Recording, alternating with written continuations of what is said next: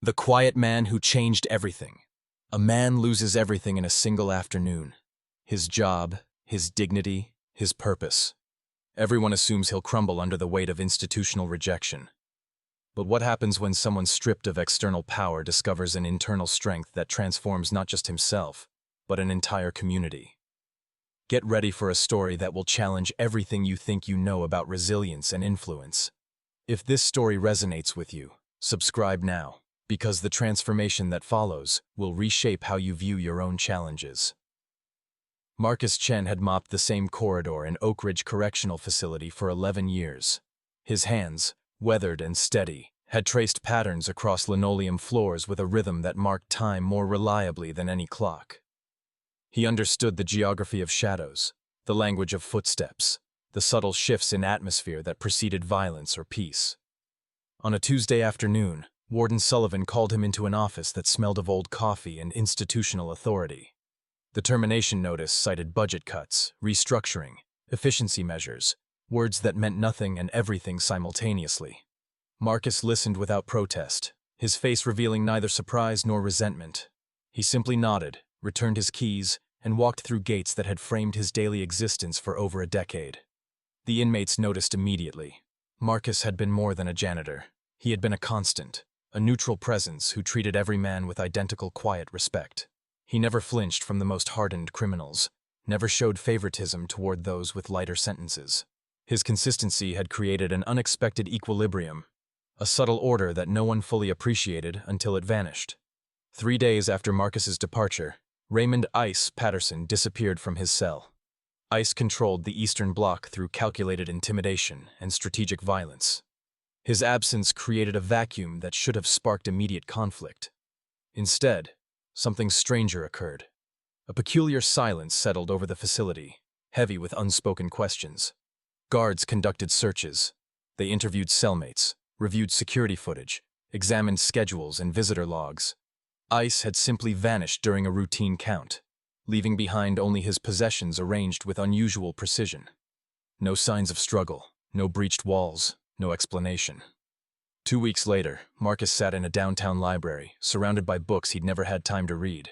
His severance package provided minimal financial cushion, but money had never motivated him. He studied philosophy texts, ancient wisdom traditions, tactical psychology, subjects that had fascinated him since childhood, but remained unexplored during decades of practical labor. He didn't watch news reports about Oak Ridge. He didn't maintain contact with former colleagues. He simply read, reflected, and waited with the patience that had defined his entire career. Meanwhile, inside Oak Ridge's walls, another inmate disappeared, then another. Each vanishing followed the same pattern. Men who had wielded power through fear, who had corrupted newer inmates, who had made the facility more dangerous simply by existing within it. They disappeared without violence, without explanation, leaving behind only questions and a growing sense that something fundamental had shifted in the prison's invisible architecture.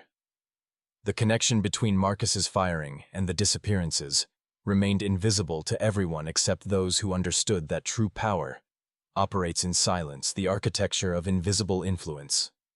When someone spends 11 years observing human nature in its rawest form, what kind of understanding do they develop? Most people see only surfaces, but what happens when someone perceives the deeper patterns that govern human behavior in confined spaces? This chapter reveals the foundation of transformation that most overlook. Don't miss how these insights apply to your own life. Subscribe to follow this journey of unexpected wisdom. Marcus's education hadn't occurred in classrooms. It had unfolded across thousands of hours spent in peripheral spaces, watching interactions that revealed fundamental truths about human psychology. He had witnessed how power circulated through institutional environments, how hierarchies formed and dissolved, how fear and respect created entirely different social ecosystems. During his first year at Oak Ridge, Marcus had simply cleaned. He'd removed waste, sanitized surfaces, maintained order in the physical environment.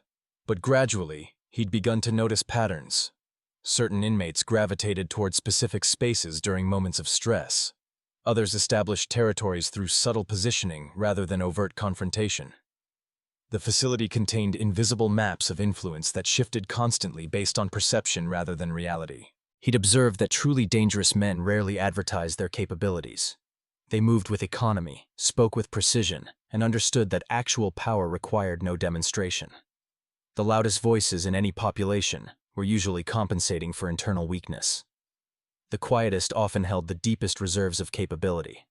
Marcus had developed a practice of noting these observations in journals he kept at home. Not names or specific incidents, those details were irrelevant. Instead, he documented principles: how respect was earned through consistency, how fear generated temporary compliance, but never genuine influence, how the smallest actions could shift entire group dynamics. Inside Oak Ridge, the disappearances continued to dominate conversation.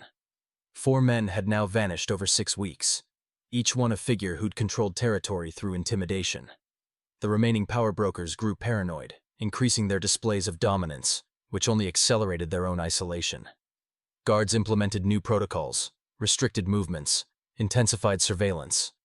Lieutenant Sarah Morrison, a 15-year veteran of corrections, began reviewing old security footage. She wasn't searching for escape routes or conspiracies. Something else troubled her, a pattern she couldn't quite articulate. She started with the weeks before the disappearances, watching routine interactions, examining the mundane moments that preceded extraordinary events. In footage from 3 months earlier, she noticed Marcus. Not because he did anything remarkable, but because of how others responded to his presence. Conversations shifted when he entered spaces. Tensions diffused. Even the most aggressive inmates moderated their behavior in subtle ways, not from fear, but from something else. A recognition, perhaps, of someone who saw them clearly without judgment. Morrison pulled additional footage spanning years. The pattern held consistent. Marcus had created what she could only describe as breathing room, in an environment designed to compress human behavior into predictable categories of compliance or resistance. She mentioned her observations to Warden Sullivan, who dismissed them with bureaucratic efficiency. "The man was a janitor, Morrison. Whatever's happening here has nothing to do with maintenance staff." But Morrison couldn't shake her intuition. That evening, she drove to the address listed in Marcus's personnel file, a modest apartment in a working-class neighborhood. She knocked. No answer. She left her card in the doorframe. Marcus found it 2 hours later when he returned from the library. He studied the card without surprise, understanding that consequences always rippled outward from disruptions in established patterns. He placed it on his kitchen table and made tea, considering what responsibilities, if any, he still carried toward a facility that had dismissed him. The disappearances, he knew, represented something inevitable: the collapse of unsustainable power structures built on fear rather than authentic strength. Chapter 3. The Education of Silence. What does someone learn when they choose to listen, rather than speak for over a decade? Society celebrates those who dominate conversations, who assert their presence loudly. But what wisdom accumulates in silence? This chapter explores the profound education that occurs when someone becomes a dedicated observer of human nature. Your own silent observations hold more power than you imagine. Subscribe to discover how listening transforms everything. Before Oak Ridge, Marcus had worked construction, served in the military, managed a small restaurant. Each position had taught him that most human conflict arose from miscommunication, from the desperate need to be heard overriding the willingness to understand. He'd gradually developed a different approach: strategic silence that created space for others to reveal themselves completely. At Oak Ridge, this practice evolved into something more refined. He recognized that imprisoned men carried accumulated pain that manifested as anger, manipulation, or withdrawal. The facility's power dynamics merely channeled that pain into recognizable patterns of dominance and submission. But underneath these surface behaviors lived the same fundamental human needs: dignity, purpose, connection. Marcus had made it his private discipline to acknowledge every inmate he encountered. Not with words. Those could be misinterpreted, weaponized, used as evidence of favoritism. Instead, he offered something simpler: direct eye contact that communicated recognition, a slight nod that confirmed their existence mattered, consistency that demonstrated they could predict at least one element in an unpredictable environment. This practice seemed insignificant. Yet over years, it created an unusual phenomenon. Men who spent their days navigating treacherous social landscapes found in Marcus a neutral point of reference. His presence became associated with temporary relief from constant vigilance. The corridors he cleaned became, for brief moments, spaces where men could simply exist without performing dominance or submission. He never intervened in conflicts directly. He never reported infractions unless they threatened immediate safety. He maintained absolute consistency, treating the newest arrival with identical respect as the longest-serving inmate, showing neither fear toward the violent nor contempt toward the weak. What Marcus understood, but never articulated, was that this approach created a specific psychological effect. In environments where every interaction carried potential threat, his predictable neutrality became valuable. Men began to moderate their behavior in spaces he occupied, not from external pressure but from internal recognition that his presence represented a temporary reprieve from exhausting social combat. Lieutenant Morrison, still investigating the disappearances, interviewed inmates about Marcus. Their responses proved remarkably consistent. He was just the janitor. Quiet guy, kept to himself. Did his job, never bothered anyone. Yet beneath these surface descriptions, Morrison detected something else, a reluctance to speak about him in detail, as though doing so might betray some unspoken code. She pushed harder with one inmate, Miguel Santos, who'd served 8 years for armed robbery. "Did you ever talk to Marcus Chen?" Miguel considered the question carefully. "Once, maybe twice. He wasn't much for conversation." "What did you talk about?" "He asked me about a book I was reading. Philosophy stuff. He seemed interested, but not like he wanted something. Just interested." Morrison leaned forward. "And that was unusual?" Miguel's expression shifted, revealing genuine thought. "In here, everyone wants something. Even the counselors, the chaplain. They want you to reform, to show progress, to validate their programs. Marcus never wanted anything. He just recognized that you were reading, that you were trying to think about something beyond these walls." This testimony repeated across multiple interviews. Marcus had somehow existed within the facility without participating in its transactional social economy. He'd offered recognition without demanding reciprocation, creating a form of relationship that had no clear precedent in the inmate's experience. That night, Morrison returned to Marcus's apartment. This time he answered. He'd expected her return, had prepared tea for two, and waited with the patient attention that characterized all his actions. "Mr. Chen," Morrison began, "I need to understand what's happening at Oak Ridge." Marcus poured tea with steady hands. "What's happening is what always happens when artificial structures collapse. Nature restores balance." Chapter 4. The Weight of Disappeared Men. When individuals who rule through fear suddenly vanish, what psychological transformation occurs in those who remain? Most assume chaos would follow. But what if their absence reveals something unexpected about human nature and social organization? This chapter examines the profound shift that occurs when toxic influence is removed. Understanding these dynamics could transform your own environment. Subscribe to explore the psychology of sustainable change. Inside Oak Ridge, the absence of 4 dominant figures created an unexpected atmosphere. The facility should have erupted in violence as subordinates competed to fill power vacuums. Instead, a peculiar calm settled over cell blocks that had previously hummed with tension. Men who'd spent years navigating treacherous social hierarchies suddenly found themselves in uncharted territory, freedom from constant threat assessment. Tommy Reeves, a 32-year-old serving time for drug distribution, noticed the change first in his own body. For 6 years, he'd maintained perpetual alertness, scanning environments for threats, calculating responses, positioning himself strategically within the protective radius of Ice Patterson's organization. Ice's disappearance should have terrified him. Instead, Tommy felt something he couldn't immediately identify. The gradual relaxation of muscles held tense for so long that tension had become his baseline. Others experienced similar shifts. Conversations began to occur without the constant awareness of invisible audiences who might report words to powerful figures. Men started using recreational areas without calculating which territories belonged to which factions. The facility's invisible maps of power and danger began to dissolve, leaving residents uncertain but strangely hopeful. The guards noticed too. Incident reports declined. Medical visits for injuries decreased. The exhausting vigilance required to manage an environment perpetually on the edge of violence began to ease. Some officers attributed this change to increased security measures. Others, more observant, recognized that something fundamental had shifted in the social ecosystem itself. Lieutenant Morrison continued her investigation, now focusing not on the disappeared men but on the spaces they'd left behind. She interviewed inmates about their daily experiences, asking not about violence or conspiracy, but about how they felt, what they noticed, whether anything seemed different in their routine existence. The responses surprised her. Men accustomed to viewing authority figures with suspicion began to speak with unexpected honesty. They described the constant pressure of previous years, the exhausting performance of toughness, the fear that had governed every social interaction. Many admitted they didn't miss the disappeared inmates, though admitting this carried its own complicated guilt. "You understand what they did?" Morrison asked one man, a 45-year-old named Daniel who'd served 12 years for manslaughter.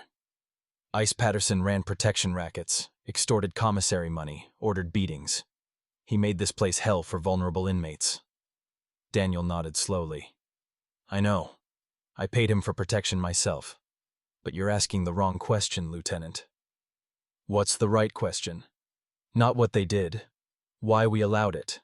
Why we participated in systems that hurt us all because we thought we had no choice." This answer captured something Morrison had been struggling to articulate. The disappeared men hadn't created the facility's toxic culture alone.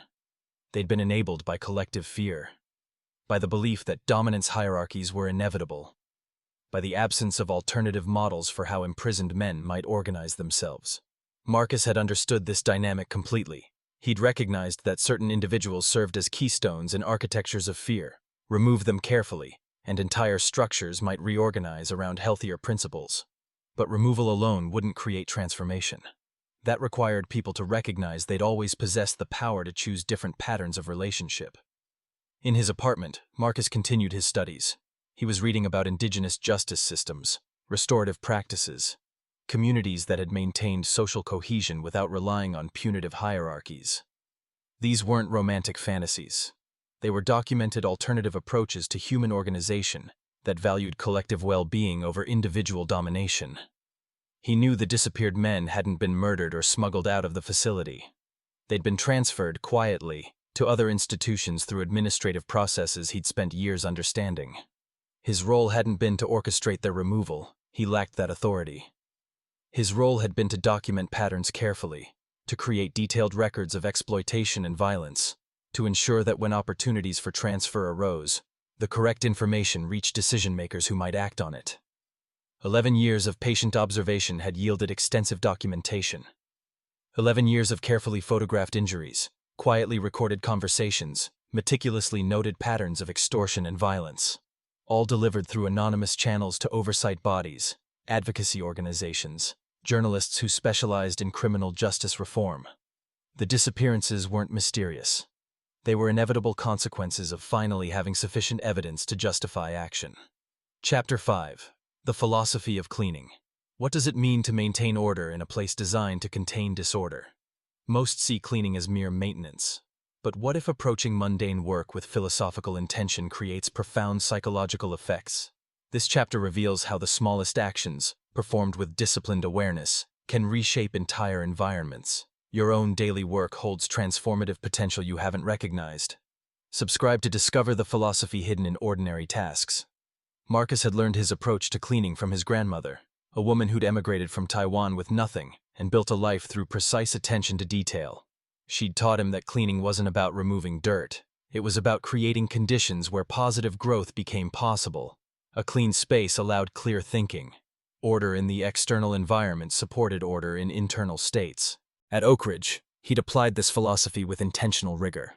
He didn't simply mop floors. He created patterns that subtly influenced movement and behavior. He understood that humans respond unconsciously to environmental cues. Clean, well-maintained spaces communicate care and attention. They suggest that order is possible, that chaos isn't inevitable, that someone considers the environment worth tending. He'd observed that the cleanest areas of the facility experienced less violence. This wasn't coincidental. Broken windows theory applied in reverse. Maintained environments encouraged maintained behavior. When men saw that someone cared enough to keep spaces clean, they unconsciously adjusted their own actions to match that standard. Marcus had also used cleaning as a form of meditation.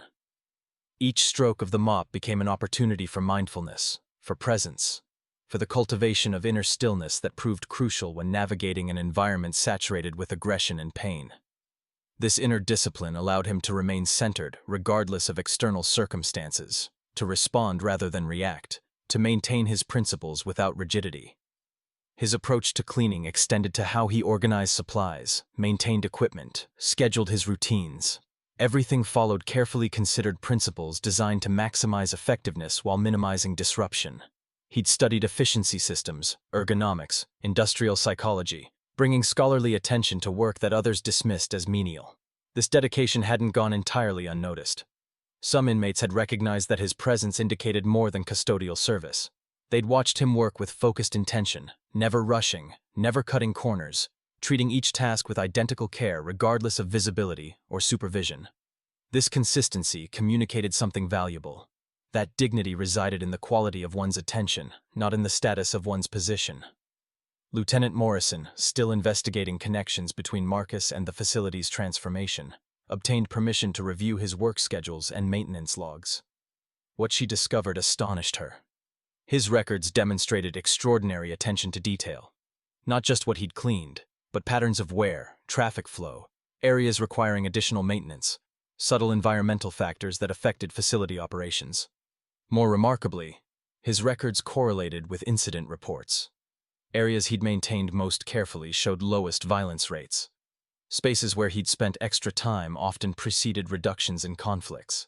His work had created invisible protective effects that no one had thought to measure or appreciate. She brought these findings to Warden Sullivan, who remained dismissive. Correlation isn't causation, Morrison. You're seeing patterns that don't exist. But Morrison knew she was right. She began to understand that Marcus had practiced a form of environmental psychology, using physical space to influence psychological states. He'd created what she could only describe as zones of peace, through nothing more than consistent, mindful maintenance. In his apartment, Marcus prepared a presentation he'd been invited to deliver at a community college. The topic, Dignity in Labor, Finding Purpose in Service Work. He'd never sought public speaking opportunities, but his story had circulated through advocacy networks. The janitor who'd spent 11 years at a maximum security facility and emerged with profound insights about human nature and social organization. He organized his thoughts carefully. He would discuss how society's dismissal of service work reflected deeper misconceptions about value and contribution. He would explore how any task, performed with intentional awareness, could become a practice of philosophy and personal development.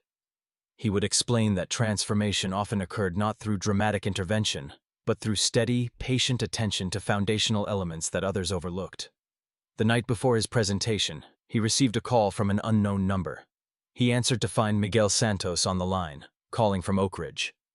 Miguel had been granted permission to thank Marcus for something he'd never explicitly acknowledged, for seeing him as a complete human being rather than simply an inmate, for modeling discipline and dignity in an environment that corroded both. Marcus listened without speaking, allowing Miguel's gratitude to flow uninterrupted. When Miguel finished, Marcus simply said, "You always possessed these qualities. I merely recognized them." This exchange captured the essence of his philosophy. Transformation occurred not by imposing external change, but by recognizing and nurturing the dignity and capability that already existed within individuals and communities. The underground network of witnesses. In places designed to isolate and control, how do alternative networks of communication and support emerge? Most imagine prisons as total institutions with absolute surveillance. But what happens when quiet observers create invisible channels of information and care? This chapter explores the hidden architecture of witness and testimony. You might be part of networks you don't recognize. Subscribe to understand the invisible connections that sustain communities. Marcus had never worked alone, though he'd appeared to operate in isolation. Over 11 years, he'd developed relationships with 24 individuals throughout Oak Ridge, who shared his commitment to reducing harm without seeking recognition. They weren't conspirators. They were simply people who recognized that the facility's official mission of rehabilitation had been corrupted by cultures of violence and exploitation. There was Maria Santos, a medical technician who documented injuries with careful attention to patterns that indicated systematic abuse, rather than isolated incidents. She photographed wounds from angles that revealed consistent attack methods, noting details that might seem insignificant but accumulated into damning evidence. There was Jerome Washington, a counselor who maintained meticulous records of inmate reports about extortion, assault, and coercion. He couldn't act on these reports directly without endangering his sources, but he preserved them, creating a parallel documentation system that bypassed official channels compromised by corrupt guards. There was Rebecca Lim, a teacher in the education program who noticed which inmates showed genuine interest in learning and which used classrooms as fronts for illegal activities. She cultivated relationships with men seeking authentic change, providing resources and encouragement, while quietly reporting security concerns through channels that protected her students. These individuals and others formed an informal network united not by explicit agreement, but by shared values. They communicated rarely and carefully, understanding that their effectiveness depended on appearing unremarkable. They collected information patiently, documenting patterns rather than isolated incidents, building cases that could withstand scrutiny when presented to external oversight bodies. Marcus had served as an unconscious center for this network. His consistent presence, his neutral relationships with all facility residents, his extensive physical access to spaces throughout Oak Ridge. These factors made him an ideal conduit for information. He'd never solicited intelligence, but people naturally shared observations with him, trusting his discretion and recognizing his genuine concern for facility safety. He'd also possessed a unique ability to assess credibility. Years of observation had taught him to distinguish genuine reports from manipulation, to recognize when men were seeking help versus seeking leverage, to understand which information carried actionable significance. This discernment had been crucial in filtering the massive quantity of rumors, complaints, and accusations that circulated through any institutional environment. The disappeared inmates had all been documented extensively by this informal network. Their patterns of violence, their exploitation systems, their corruption of newer inmates, all recorded carefully, corroborated from multiple sources, verified through physical evidence. When Marcus had been fired, he'd spent his final weeks ensuring this documentation reached appropriate external authorities. Lieutenant Morrison's investigation eventually led her to several network members. She approached Maria Santos first, requesting information about medical patterns among inmates. Maria, recognizing Morrison's genuine concern, began to share observations she'd collected over years, patterns of injuries that suggested systematic extortion and punishment systems operating beyond official facility control. "Why didn't you report this through official channels?" Morrison asked. Maria's expression reflected complicated experience. "I did, multiple times.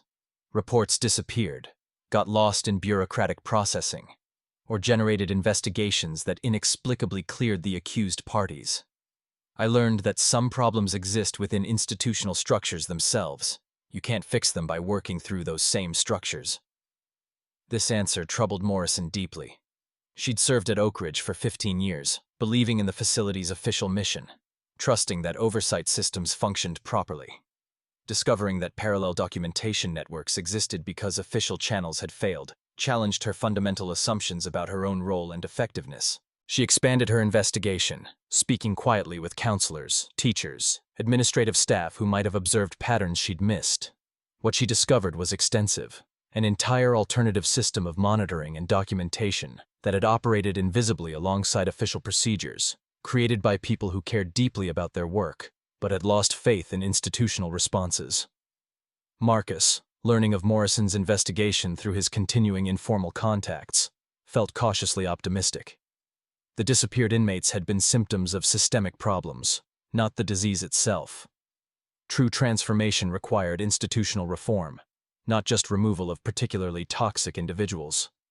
Morrison's willingness to examine deeper patterns suggested that meaningful change might be possible. He contacted her, inviting her to his apartment for a longer conversation. She arrived with a thick folder of documentation, her own investigation, combined with materials she'd gathered from the informal network. They spent 4 hours reviewing evidence, discussing systemic failures, exploring potential reforms. "Why didn't you come forward with this while you worked there?" Morrison asked. Marcus considered his answer carefully. "Because individual testimony can be dismissed, discredited, buried. But patterns documented carefully over years, corroborated by multiple independent sources, verified through physical evidence. That becomes much harder to ignore. Change requires not just truth, but truth presented in forms that institutions cannot easily dismiss. His patience, his strategic thinking, his willingness to work slowly toward sustainable transformation, rather than demanding immediate dramatic change. These qualities had enabled him to contribute to reform in ways that more confrontational approaches might not have achieved. The psychology of earned respect. What is the difference between fear-based compliance and genuine respect? Society often confuses these fundamentally different dynamics. This chapter examines how authentic influence emerges through consistency, competence, and character, rather than coercion or dominance. Understanding this distinction will transform your relationships. Subscribe to learn how respect is genuinely earned. Inside Oak Ridge, the continuing absence of dominant figures who'd ruled through intimidation created space for different forms of social organization to emerge. Men who'd spent years performing toughness to survive began tentatively exploring alternative ways of relating to each other. The transition wasn't smooth or immediate. Decades of conditioning toward dominance hierarchies didn't dissolve overnight, but gradual changes became visible. Tommy Reeves, no longer under Ice Patterson's control, found himself in unfamiliar territory.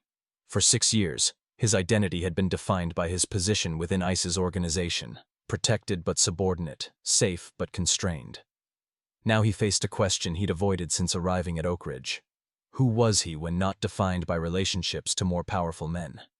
He began attending education classes, something he'd avoided previously because Ice had considered it weakness. He discovered unexpected interest in literature, in stories that explored human psychology and moral complexity.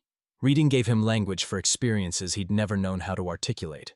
The shame of compromising his values for safety, the gradual erosion of self-respect that accompanied participation in exploitative systems. Other inmates underwent similar transformations.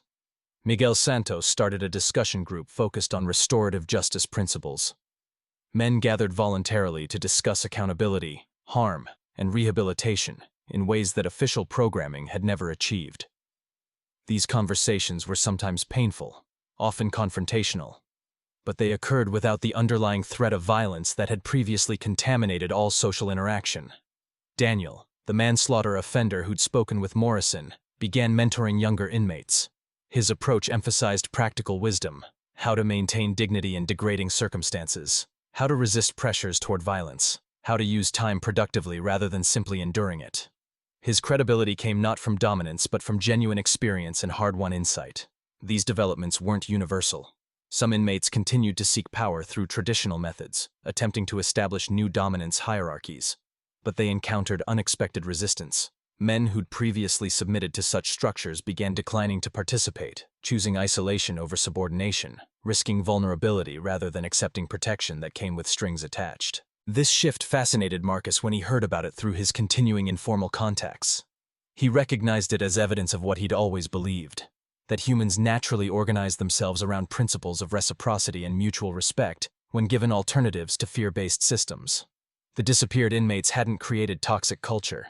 They'd prevented healthier cultures from emerging by making fear the most rational response to institutional environment. Lieutenant Morrison, now working closely with reformers both inside and outside the facility, began implementing pilot programs based on principles Marcus had articulated. She created neutral zones in common areas, spaces explicitly designated for interaction without gang affiliation, where men could gather without performing loyalty to particular factions. She trained guards in de-escalation techniques that emphasized respect and communication over immediate dominance. She also initiated a mentorship program connecting inmates with long records of positive behavior with newer arrivals. This formalized relationships that had always existed informally but hadn't received institutional support. Older inmates like Daniel were given official recognition for their willingness to guide others, creating visible models of respect earned through character rather than violence. These changes faced resistance. Some guards preferred traditional power dynamics that relied on clear hierarchies and fear-based compliance. Some administrators worried that any relaxation of absolute control would lead to increased violence.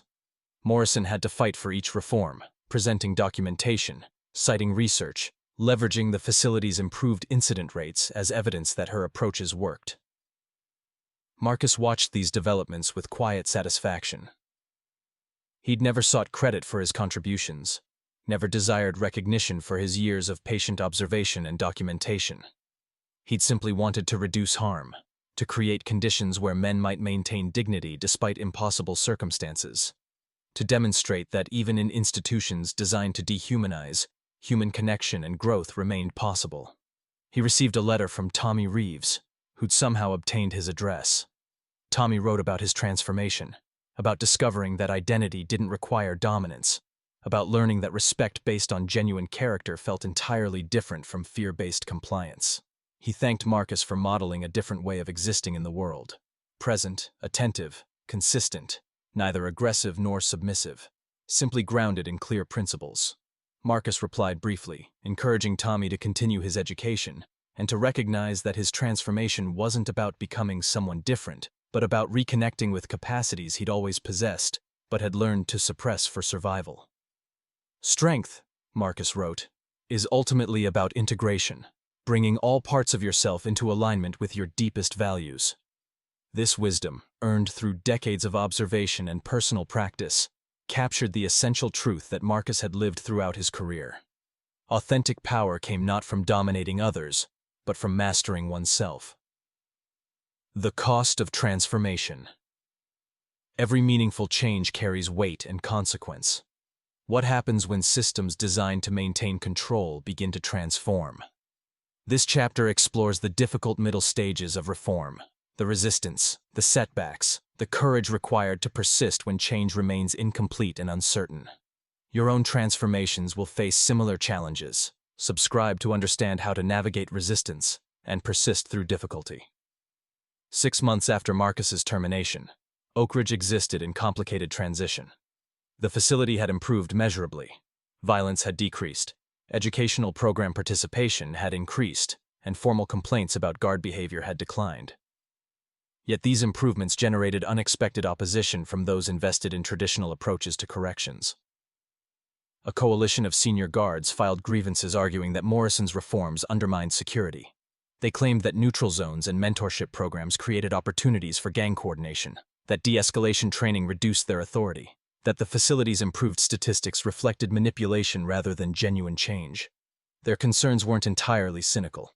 They'd spent careers in environments where immediate dominance prevented violence, and Morrison's alternative approaches contradicted everything their experience had taught them. Warden Sullivan, facing pressure from multiple directions, called Morrison into his office. "Your programs are creating problems," he stated flatly. "The guards don't trust them, and I'm getting questions from the state about why we're experimenting with unproven methods." Morrison had anticipated this conversation. She'd prepared extensive documentation, incident reports, injury statistics, inmate surveys, comparison data from other facilities implementing similar reforms. She presented evidence methodically, arguing that resistance came not from program failure, but from discomfort with changed power dynamics.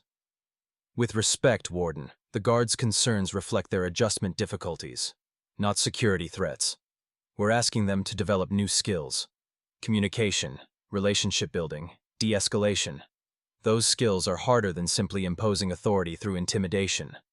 The resistance is psychological, not operational." Sullivan studied her documentation with visible skepticism. "And what about the disappeared inmates? You never determined what happened to Ice Patterson and the others." Morrison met his eyes directly. "They were transferred to other facilities through standard administrative processes. I have the documentation. What I don't have is evidence of anything illegal or irregular." "Then why all the mystery? Why did their transfers seem coordinated?" "Because they were coordinated by oversight bodies responding to documented patterns of violence and exploitation. The timing seemed mysterious only because most people weren't aware of the extensive evidence that had been accumulated over years." This answer troubled Sullivan. It implied that significant facility problems had existed under his leadership without his knowledge, that parallel systems of monitoring and documentation had operated beyond his awareness. His authority felt undermined, his competence questioned. "Who accumulated this evidence?" he asked quietly. "People who cared about this facility's mission and became concerned when official channels failed to address systematic problems." Sullivan's expression hardened. You're talking about Marcus Chen. I'm talking about multiple staff members who took their responsibilities seriously, even when doing so meant working outside formal structures that had proven inadequate. The conversation ended without resolution. Sullivan ordered Morrison to suspend her pilot programs pending comprehensive review, a bureaucratic maneuver designed to stall reform while he assessed political implications. Morrison left his office understanding that transformation faced its most dangerous moment. Initial improvements had generated visibility and opposition. Now the question was whether change had progressed far enough to sustain momentum, or whether institutional inertia would reassert control and return everything to previous patterns. She contacted Marcus that evening, describing the situation. He listened without surprise. "Resistance is inevitable," he said calmly. "Systems defend themselves against change, even when that change would serve their stated purposes. Your challenge now is to build sufficient support that reversal becomes impossible." "How do I do that?" "Make the changes visible. Bring in external observers, journalists, advocates, researchers. Create documentation that enters public record. Ensure that reversing reforms would require public explanation and justification. Institutions change when maintaining old patterns becomes more difficult than adapting to new ones." Morrison recognized the wisdom in this strategy. She began contacting criminal justice reform organizations, advocacy groups, academic researchers studying corrections. She invited them to visit Oak Ridge, to interview inmates and staff, to document the transformation that was occurring. She made the facility's evolution a matter of public record, creating accountability that extended beyond internal politics. Inside Oak Ridge, inmates learned about Morrison's troubles. The discussion groups that had formed in recent months began organizing in her support. Men who'd spent years viewing authority figures as enemies found themselves defending a lieutenant who demonstrated genuine commitment to their well-being. They drafted statements, requested meetings with administrators, contacted their own advocacy networks. This response surprised everyone, particularly the guards who'd argued that Morrison's reforms had undermined security. Inmates who'd supposedly been pacified or manipulated were instead demonstrating sophisticated political awareness and organized advocacy, precisely the kind of empowered engagement that rehabilitation theoretically sought to cultivate. Tommy Reeves helped coordinate these efforts. He'd discovered unexpected capacity for leadership, not based on intimidation but on articulation, organization, and principled advocacy. He wrote op-eds for prison newspapers, gave interviews to journalists, spoke at oversight hearings. His transformation from Ice Patterson's subordinate to thoughtful advocate demonstrated the potential that Morrison's reforms had unleashed. Marcus watched these developments with deep satisfaction. The transformation had moved beyond individuals. It was becoming institutional, cultural, sustainable. The disappeared inmates had been catalysts, their removal creating space for change. But the real transformation had occurred in men like Tommy who discovered that dignity and respect could be earned through contribution rather than domination. The cost of this transformation remained high. Morrison